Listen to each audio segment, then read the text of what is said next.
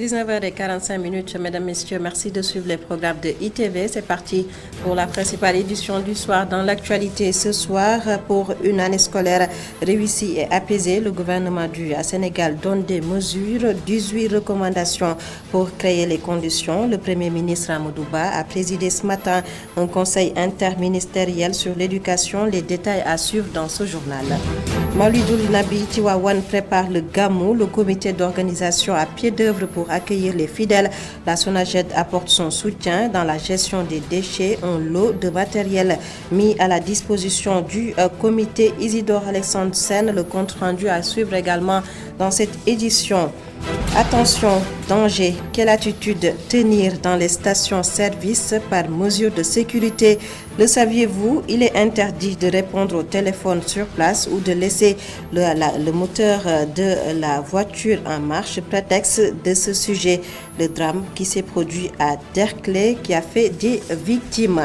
Et en fin d'édition, retrouvez la culture, la rubrique immersion aujourd'hui. Chez les Sérères Nyominka, la rubrique culture qui porte la signature de Mamadou Dian. Voilà pour les titres, le développement c'est juste après ceci.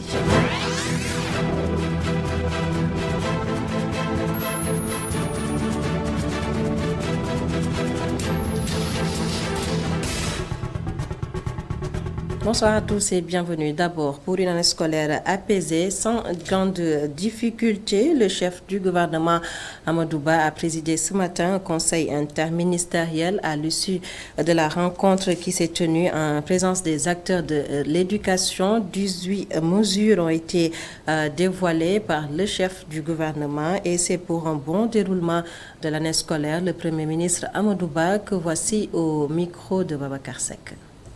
Les structures d'éducation et de formation inondées et ou endommagées et assurer l'accès à l'eau, à l'électricité et aux blocs d'hygiène fonctionnels dans les écoles et établissements scolaires. La mise à disposition de tout le personnel et procéder à un recrutement spécial le cas échéant. Poursuivre la mise en œuvre de la politique de l'utilisation des langues nationales à l'école et accélérer l'élaboration de la politique linguistique. Accélérer la mise en œuvre des 14 décisions présidentielles sur les DARA et apporter l'appui nécessaire aux DARA. Accélérer la mise en œuvre du programme national de remplacement des abris provisoires. Septièmement, accélérer la mise en œuvre d'un programme national de modernisation des établissements scolaires publics en accordant une priorité aux anciennes écoles. Finaliser et mettre en œuvre la stratégie d'orientation des 30% d'élèves issus du cycle fondamental dans la formation professionnelle et technique. Déployer toutes les actions nécessaires pour la prise en charge des questions liées à l'état civil, à la lutte contre les violences en milieu scolaire et à la protection des couches vulnérables. Veiller au fonctionnement régulier des établissements scolaires privés et leur apporter le soutien nécessaire. Enfin, 18, rendre effectif le transfert des budgets de fonctionnement destinés aux écoles élémentaires. La rentrée scolaire, toujours les préparatifs, l'économie du marché des fournitures au marché Colobane, cahiers, stylos, crayons et sacs et autres accessoires scolaires remplissent les étals. Un reportage signé Khadija Ndatoufa. Au marché Colobane, l'ambiance de la rentrée se remarque à première vue. Nous vendons des cahiers, des livres, en plus des matériels géométriques. Ici, les cahiers et livres scolaires sont les vedettes. Pour les livres, des échanges sont aussi possibles pour les parents qui le désirent. Pour les livres, nous faisons aussi des échanges. Tous les parents n'ont pas les mêmes moyens, donc ils amènent des livres, plus de l'argent, pour que l'on fasse des échanges. Cette rentrée scolaire est une période assez fructueuse pour les vendeurs de matériel scolaire. Darga Diouf et Iboulaye nous en disent plus. Les parents viennent avec les listes de fournitures. Pour nous grossistes, les affaires marchent.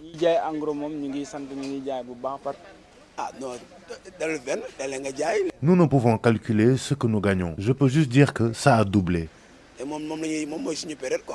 L'économie de la rentrée se sent au marché Colobane, un rush qui devrait augmenter d'ici l'ouverture des classes prévue ce 5 octobre prochain. Le ministère de l'Éducation nationale a organisé un camp de vacances au profit des élèves en situation de handicap du 22 au 26 septembre 2023. 46 élèves, dont 25 en situation de handicap, seront à la piscine olympique de Dakar. Ces élèves sont originaires de Dakar, Kaffrine, Kolda, Kaolack et Sédhiou, les 5 régions pilotes du projet. Je vous propose de suivre les explications de Mamadou Assam. Il est le coordonnateur du projet, au micro de Mame Seynabou Babou. Oui, nous sommes là dans un camp de vacances inclusif qui regroupe les enfants des écoles pilotes, des 69 écoles pilotes du projet, qui sont implantées dans 5 régions, notamment Dakar, Kaolack, Kaffrine, Kolda et Sédhiou. Donc nous avions entamé des activités allant dans le sens de sensibiliser ces enfants-là à vivre ensemble, c'est-à-dire enfants handicapés comme enfants non handicapés, par l'implantation de clubs inclusifs dans les 69 établissements, dont 23 collèges et 46 écoles élémentaires. Donc aujourd'hui, ce camp est l'aboutissement de ces activités-là. Nous avons voulu expérimenter, en tout cas, ces expériences par établissement, par ce regroupement à la piscine olympique de Dakar, pour voir comment ces enfants-là vont vivre ce qu'on leur a appris à l'école. Donc c'est un camp de solidarité, c'est un camp d'entraide, mais c'est un camp aussi d'éducation civique. Je pense que l'inspecteur d'académie en a parlé tout à l'heure. Ce comment de vivre ensemble, je pense, doit être matérialisé par des activités concrètes. C'est aussi l'une des principales raisons de ce camp de vacances. Et puis, société apprenante, le sens des premières Kaju Talks, l'objectif, permettre à la moitié de la population mondiale, peu ou pas connectée à Internet, d'accéder à du contenu d'information et d'éducation de qualité. Kaju Sénégal entend pleinement participer à la démocratisation de la connaissance et particulièrement de l'éducation. Mariam Fall, la directrice de Kaju Sénégal, au micro de ITV. Le thème effectivement de l'événement porte sur les sociétés apprenantes. Ce qu'on veut dire par société apprenante, c'est d'abord le facteur inclusif de l'apprentissage. Pour nous, l'apprentissage n'est pas forcément lié au niveau de vie ou au diplôme. Donc, au sein de Kaju, on dit que nos contenus d'apprentissage sont pensés et créés pour le plus grand nombre. Ça veut dire qu'on ne se base pas sur le diplôme. On peut parfaitement aujourd'hui former autant des étudiants, comme ce qu'on a eu à faire dans le cadre du partenariat avec l'université Cheikh Hamidou Kane, qui est l'ex-UVS. Mais on sait également former des artisans, on sait former des agriculteurs qui ne savent ni lire ni écrire et qui, grâce à la technologie de Kaju, font leur formation à distance. Mais surtout, la valeur ajoutée de Kaju, c'est qu'on n'a pas besoin d'une connexion Internet. Quand on parle d'accès à Internet aujourd'hui, on le voit sur le site officiel du gouvernement, on parle de 48% de taux de couverture d'accès à Internet. Donc on a quand même 52% qui n'ont pas encore accès à Internet. Et quand on parle de l'éducation pour tous, via le numérique, on sait parfaitement qu'on ne sait pas atteindre cette partie de la population. Donc nous, aujourd'hui, nous portons un plaidoyer au sein de Kaju pour un peu inciter les États à investir seulement 1% des budgets de plans nationaux haut débit sur l'Internet offline. Quand on parle d'Internet offline, c'est un gros mot juste pour dire des solutions numériques pour partager du contenu sans réseau Internet. C'est tout simplement ça. Donc on a l'impression qu'on ramène les gens à l'arrière quand on parle d'Internet offline, mais en réalité non. On impulse en réalité la digitalisation des initiatives qui sont déjà en place pour les amener là où l'État ne peut pas aller.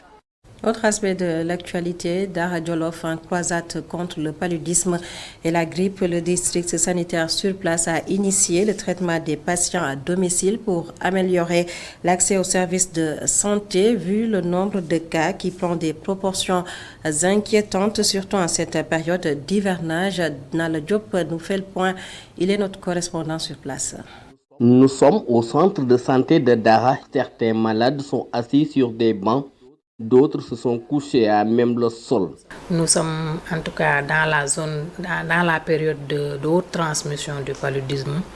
Mais comme on le dit tout le temps, le palu est dans la zone et de façon endémique. Donc il séjourne, le palu est là tout le temps. parce que même au mois de janvier, nous avons enregistré des cas de palu. Donc, pour dire que le palu n'est pas là que pendant l'hivernage, mais il est là de façon endémique. Nous sommes à 39 cas de palu de janvier à septembre, au 20 septembre aujourd'hui. Vu l'ampleur des pathologies endémiques, les autorités médicales initient le traitement de malades à domicile. En tout cas de palu, quand un patient vient consulter dans une structure et qu'on le dépiste, il a le paludisme, l'équipe de la structure sanitaire est tenue de se déplacer au niveau de la famille, en tout cas, pour faire l'investigation. Et l'investigation n'est rien d'autre, en tout cas, qu'un traitement de masse administré dans la concession. Malgré l'amélioration de l'accès et de la qualité des services, ces deux maladies demeurent un casse-tête. Le palu a régressé au Sénégal et au district sanitaire de Dara, parce que le district sanitaire de Dara fait partie de la zone de pré-élimination du palu. On n'a pas beaucoup de cas de palu, mais quand même nous avons constaté beaucoup de cas de grippe cette période-ci, dans le mois de septembre. Dara, Sagata, Jolof, Affaire et Ali sont les zones les plus touchées. Les autorités sanitaires invitent les populations à respecter les mesures d'hygiène et à dormir sous des moustiquaires durant toute l'année afin de lutter contre ce fléau. Nala Diop, après le drame qui s'est produit à Derklé, l'explosion d'une bonbonne de gaz qui a fait plusieurs victimes, reportage sur l'utilisation d'objets ou produits inflammables dans des lieux à haut risque. Zoom ce soir sur les stations-service et on vous parle du danger d'utiliser le téléphone sur place, de laisser le moteur de la voiture en marche ou encore de fumer sur place. Un reportage signé Ami Diouf.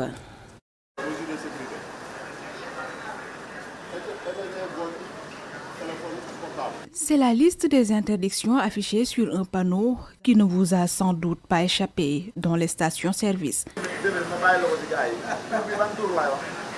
Sur sa moto, Cheikh Faye est venu se ravitailler, le moteur allumé, et pourtant, il n'ignore pas les mesures de sécurité. Interpellé sur son acte, le jeune homme s'explique. Je sais que je dois éteindre le moteur au moment du ravitaillement, mais avec les aléas de la vie, des fois je m'en rends même pas compte. Utiliser son téléphone ou allumer une cigarette auprès d'une pompe à essence, des interdictions que certains ignorent. Amadou Diagne, conducteur, pense que c'est aux pompistes de prévenir les clients. La faute incombe aux deux. Le pompiste doit rappeler le client les interdictions avant de le ravitailler, mais la plupart d'entre eux ne le font pas tant qu'il n'y a pas de catastrophe. Dans une station-service à la Médina, Seydina Aliou est le gérant. Il ne cesse de sensibiliser ses clients, mais la plupart font la sourde oreille.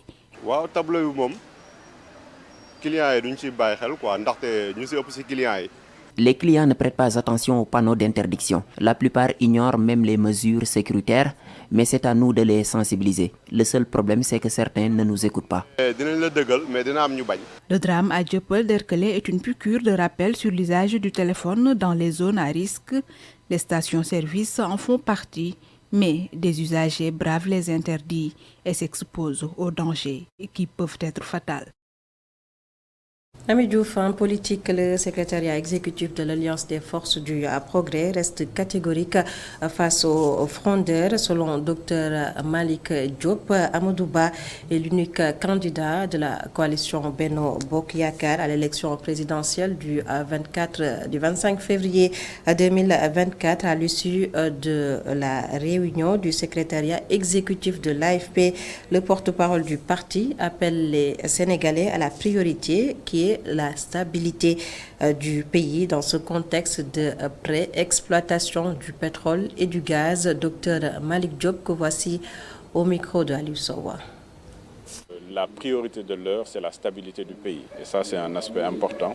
La cohésion nationale, la gestion des questions liées à la sécurité, là, à la veille de l'entrée de notre pays dans l'économie pétrolière et gazière. Aucune démarche, il faut que ça soit clair, aucune démarche n'est en cours pour faire réintégrer celles et ceux qui ont décidé d'aller à des élections.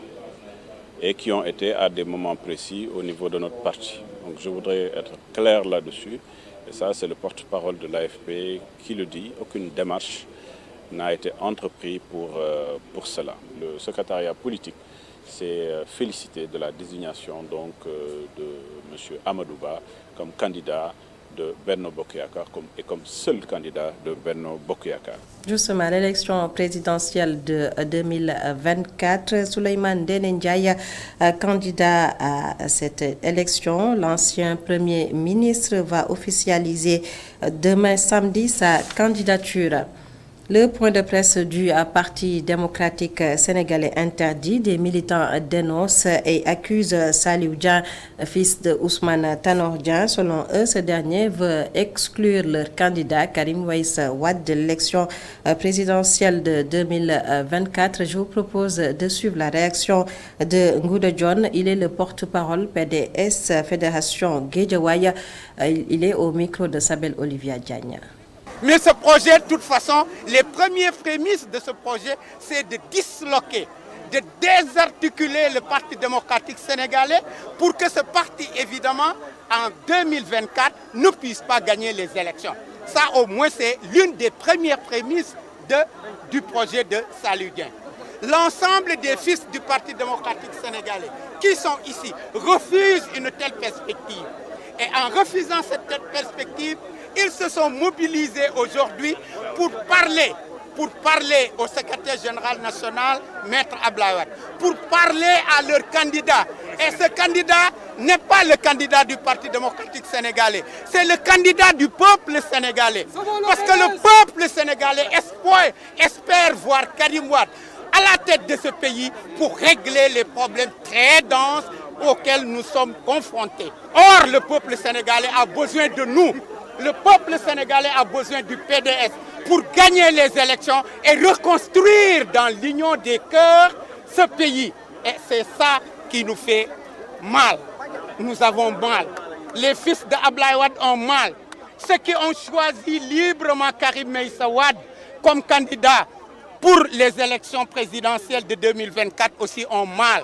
Nous avons mal. Transformation de produits agricoles et de céréales à Nioro du RIP, le groupe de réflexion et d'action pour le développement a formé des femmes de la localité. 45 ont été attestées par le grade. La cérémonie de remise des attestations s'est tenue en présence du maire qui a pris l'engagement d'accompagner ces femmes en financement. Le compte-rendu est signé Sékou Diallo. 2 semaines ont suffi largement pour former 45 femmes issues de la commune de Nioro en transformation de fruits et légumes et des céréales locales. La transformation des fruits et légumes, mais aussi la transformation des céréales. Mais au préalable, le CRAD a fait un travail préliminaire en rencontrant d'abord les femmes de toute la commune de Nioro, notamment les 6 quartiers.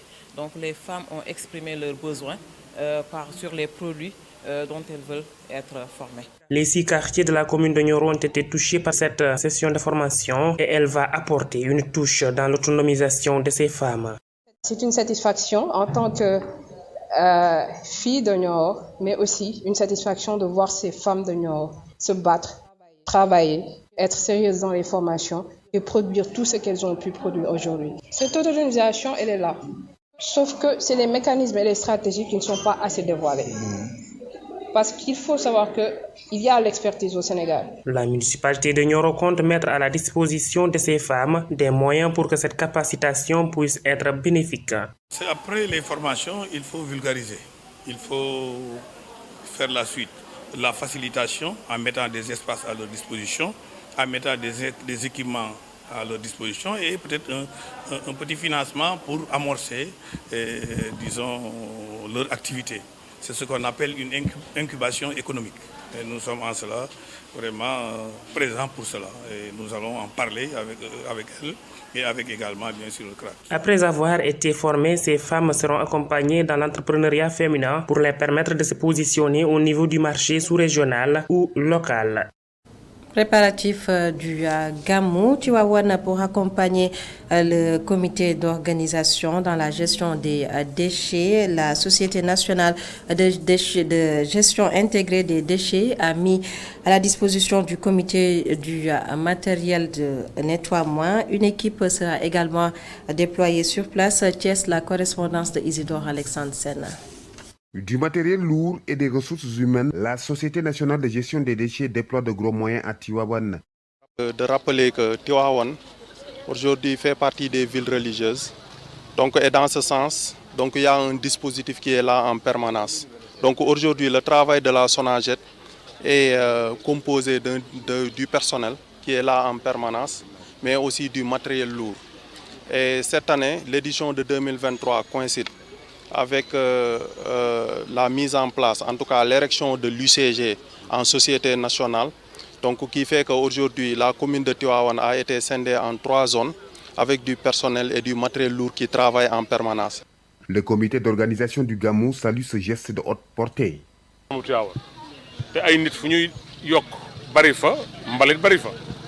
Kon bu ñu indee matériel bi di bulle ko commission d'organisation dañ ci sant yàlla dinañ ci sant ndax itam kenn ku ci nekk loo root ci teen bi rek ci sa mbànd ngooy sutti. Même son de cloche pour le maire de la ville de Tivaouane. Tivaouane grandit tous les jours et ensuite pour cette année on a eu que 12 km de route. Ça veut dire que c'est 12 km qui n'étaient pas pris en compte et qu'il va falloir prendre en compte maintenant parce que c'est des routes qui sont carrossables. Et quand la route est carrossable, les populations qui habitent dans ce côté, avant on ne prenait pas le route ou bien c'est dans des caisses qu'on le mettait, actuellement ils sont disponibles. On est obligé actuellement de pouvoir faire des circuits pour pouvoir combler l'ensemble des déficits. Donc c'est pour ces raisons-là que je demande à l'UCG d'augmenter le personnel qui est là. En plus de ça, de mettre à la disposition des équipes qui sont ici, des engins mobiles. Les équipes de la Société nationale de gestion des déchets vont rester dans la ville de Tivaouane pendant plusieurs jours après le Maoulides.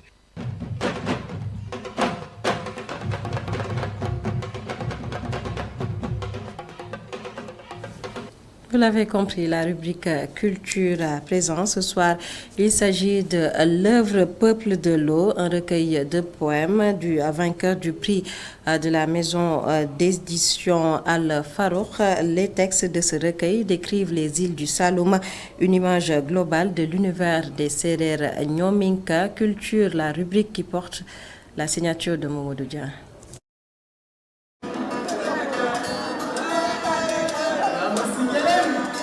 Peuple de l'eau, un recueil de poèmes signé Issa Daman Sar, un insulaire issu des îles du Saloum, précisément de Niodior. Peuple de l'eau, un besoin d'exprimer sa reconnaissance à son terroir, dira l'auteur. Ça part d'un besoin d'exprimer ma reconnaissance pour ce que ce peuple m'a donné, pour ce que ce pays m'a donné. Et aussi, comme je l'ai dit tout à l'heure, c'est quand on quitte son île qu'on la découvre finalement. Je pense que ça c'est parti aussi en dehors de l'expression d'une certaine reconnaissance, d'une certaine gratitude, d'une nostalgie aussi. Et voilà, c'est comme ça que c'est venu. Issa Daman Sar, vainqueur du prix Poésie Ibrahima Sall de la maison d'édition Al-Farouk. Son recueil de poèmes décrit un pays, un terroir, une culture, une réalité. Le président du jury séduit dira aux jeunes poètes d'écrire sur des thèmes qu'ils maîtrisent. C'est vraiment heureux de voir un poète qui parle de ce qu'il sait. Parce qu'il y a plein de poètes, malheureusement, mes témoins, qui parlent de choses qu'ils ne connaissent pas. Je ne dis pas qu'un poète ne doit pas parler de choses qu'il ne connaît pas. Mais il est tellement plus facile, plus aisé et plus enchanteur de parler de choses que l'on sait. Et c'est un peu ce que fait, n'est-ce pas, Issa Daman Sar. C'est vraiment un poète qui, pour une première publication, a investi le domaine identitaire, qui parle un peu de son territoire, qui parle du bercail, qui parle, n'est-ce pas, des éléments qui sont en relation avec la vie quotidienne de ce peuple Nyominka. Un peuple brave, vaillant, qui affronte la mer pour se nourrir, et qui vit, n'est-ce pas, dans une certaine spiritualité aussi, quoi. Quand chantent les oiseaux, ces migrants libres qui chaque saison... Une image globale du pays Sérér Nyominka. Le lecteur est transporté dans les îles du Saloum. une représentation d'un pays, de ses coutumes et de sa culture. Les textes, une prise de parole d'une communauté. Plus qu'un recueil, c'est une parole énoncée. C'est une prise de parole pour écrire. On est seul, mais pour énoncer, il faut qu'on soit une assemblée. Et dans le texte d'Amansar, on entend les voix de la communauté qu'il représente ou bien qu'il essaie de décrire. Donc, on entend des poèmes dans le poème qui sont issus de quelque chose de plus âgé, de plus ancien que l'auteur lui-même. Et il se positionne un peu comme une voix parmi toutes ces voix-là, une voix dans ce cœur. Donc c'est ce qui rend, à mon avis, le recueil original et intéressant parce que ça vient challenger les idées que l'on se fait de l'auteur. Ici, nous avons plusieurs auteurs en un. Ça vient aussi challenger les idées que l'on se fait de la différence entre fiction et réalité et des différences qu'on fait entre écrit et parole. Stupéfaction m'anime quand je me fais compter. C'était lors d'un panel du dédicace du recueil de poèmes Peuple de l'eau, une activité du collectif Parlons Poésie, un collectif né en décembre 2016.